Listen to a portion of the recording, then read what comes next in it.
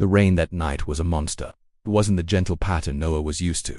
It was a furious, pounding assault, as if the sky had cracked open and was trying to drown the world below.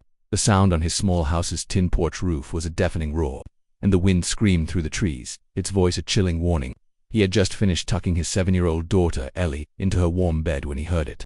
A knock. It wasn't a friendly rap. It was a sharp, frantic beat that cut through the storm's noise, a sound filled with desperation. Noah pulled his worn-out hoodie tighter against the cold that seeped through the walls and opened the door. He froze. Standing on his porch, caught in the dim yellow light, were 2 young girls. They were identical, mirror images of each other, with long dark hair stuck to their pale faces and thin dresses clinging to their shivering bodies. They looked no older than 16 or 17, their arms wrapped tightly around each other, trying to share what little warmth they had left. For a long moment, Noah could only stare as the rainwater pooled around their bare feet. Their lips were blue and trembling, and in their wide, matching eyes, he saw something far deeper than just the cold. It was pure, raw fear. If you believe in kindness, in second chances, and in the quiet power of helping a stranger when their world is dark, please take a moment to like this video, share it, and subscribe to Kinnis Corner. Your support helps these stories, inspired by real life, reach the hearts that need to hear them the most. Noah's own life had been a series of storms lately. 2 years after losing his wife in a sudden car accident, he was raising Ellie all by himself. Money wasn't just tight, it was suffocating. His job as a mechanic barely paid for the rent and the food on their table. He had long given up on fixing the stubborn leak in the roof, because the bills for Ellie's asthma medication always had to come first. He had gotten used to the cold drafts that snaked through the house, the paint peeling from the walls, and the constant hum of a refrigerator that seemed to be older than he was. But one thing he had never learned to live without was a heart for people who were hurting. So, without a second thought, he stepped back. He opened the door wider, letting the girls stumble into the warm glow of his small living room. He tried to ignore the puddle of dirty water that was quickly forming on his worn-out carpet. They didn't say a word at first. They just stood there, dripping and shaking, glancing nervously at each other. Their identical faces held a strange mix of relief and worry, as if they weren't entirely sure that stepping inside was the right thing to do. As they stood by the old couch, Noah saw the small cuts on their hands and the smudges of dirt that ran up their arms. Their dresses, a deep red color and far too thin for a night like this, were torn at the edges, as if they had been running through bushes or caught on a fence. He rushed to bring them towels and the 2 biggest sweaters he could find, one of his and one of Ellie's, from her bedroom doorway. Ellie peeked out, her eyes wide with curiosity at the sight of the strangers. In her small, trusting voice she whispered, "Daddy, who are they?" Noah wished he had an answer for her. Finally the twins spoke. Their voices were quiet and trembled as they introduced themselves as Anna and Grace. They told him their car had broken down miles back, and they had been walking for hours, with nowhere else to go. But something in the way they avoided his eyes, the way they looked at the floor instead of at him, told Noah that there was much more to their story. He didn't push them for it.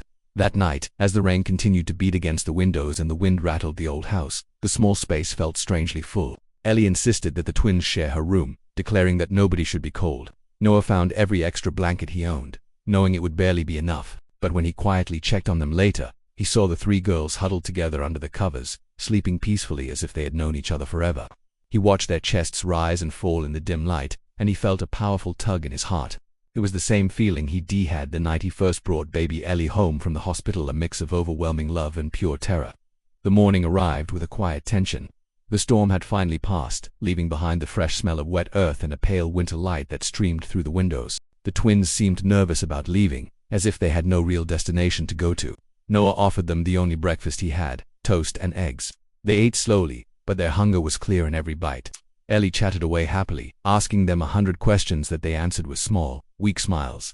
But when Noah asked if they wanted him to help fix their car, or if they needed to call someone, Anna's fork stopped halfway to her mouth. Grace's eyes shot over to her sister, and a silent, worried conversation passed between them. "We'll figure it out," Grace said quickly, changing the subject. Over the next few hours, Noah started to notice the little things. He saw how the twins would flinch at any sudden noise, a car backfiring down the street, a dish clattering in the sink. He noticed how their eyes would scan the room before they spoke, as if checking for threats. When Ellie talked about her home, their faces would light up for a second, but when she mentioned her mother, their light would dim just as quickly. They never once asked for money or for help, but they also offered nothing about themselves. And yet, there was a deep well of kindness in them. When Ellie accidentally spilled juice on her dress, both sisters immediately jumped up to help her clean it, fussing over her with the gentle care of protective older siblings. There was a softness in them that didn't match the hard wariness in their eyes. By the middle of the afternoon, Noah knew he couldn't just let them walk out his door without knowing they would be safe. He convinced them to stay one more night, using the excuse that the roads were still too wet and dangerous. That evening, while Ellie and the twins were playing a board game on the living room floor, their quiet laughter filling the house, Noah slipped outside for a breath of fresh air. The storm had left the neighborhood eerily silent, but then he saw it. A large, black SUV was parked at the corner of the street, its engine running silently. The windows were tinted so dark he couldn't see inside, but there was something about its quiet, watchful presence that sent a shiver down his spine. After a few minutes, the SUV slowly pulled away, its tires hissing on the wet pavement. When Noah went back inside, he found the twins whispering urgently, their faces pale with fear.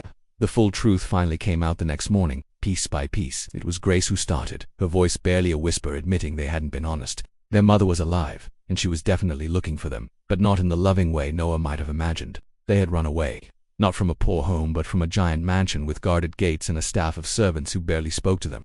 They told him their mother was a millionaire, but not the kind who stayed home to enjoy her fortune. She was always flying off to other countries for business, always chasing bigger and better deals.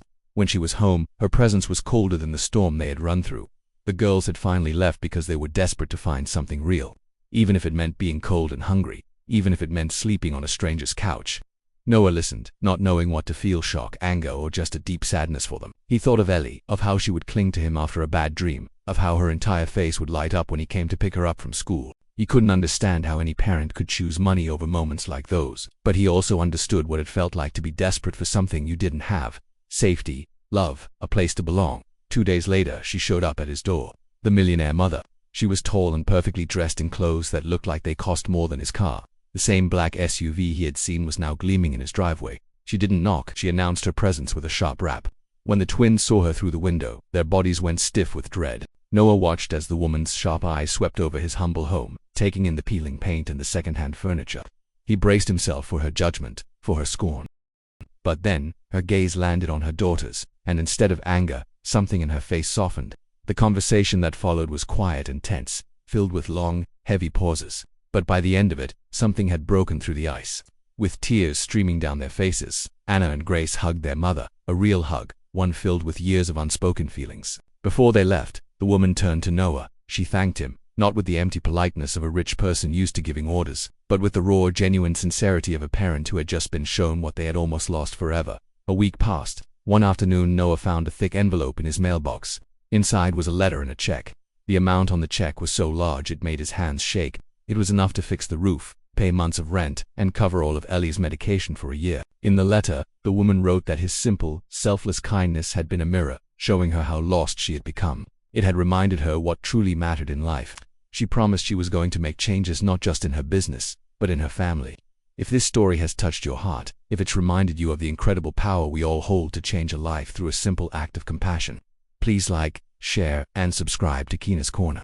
These are the stories the world needs more of right now, and your support is what makes it possible to share them.